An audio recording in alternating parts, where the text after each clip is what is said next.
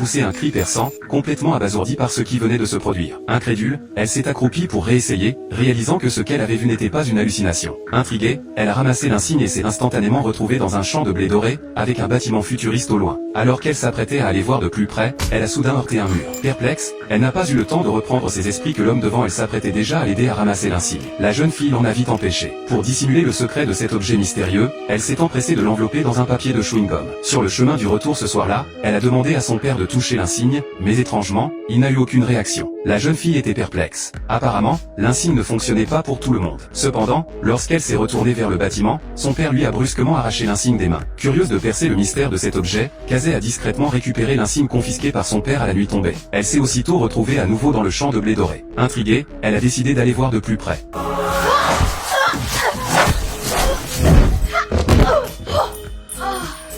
Mais pour éviter un obstacle, elle s'est retrouvée à l'extérieur. Elle a d'abord touché l'insigne pour repérer l'emplacement approximatif du bâtiment, puis a enfourché son vélo dans cette direction. Lorsqu'elle a de nouveau effleuré l'insigne, elle est effectivement entrée dans cette zone mystérieuse. Face à ce spectacle, Kazé est restée bouche bée. Elle semblait se trouver dans une ville futuriste. Mais avant qu'elle ne puisse réagir, un groupe de personnes en combinaison spatiale est passé à côté d'elle en se dirigeant vers un vaisseau spatial. Kazé était fascinée. C'est alors que l'insigne a commencé un compte à rebours. Mais au moment où elle allait monter à bord, l'impensable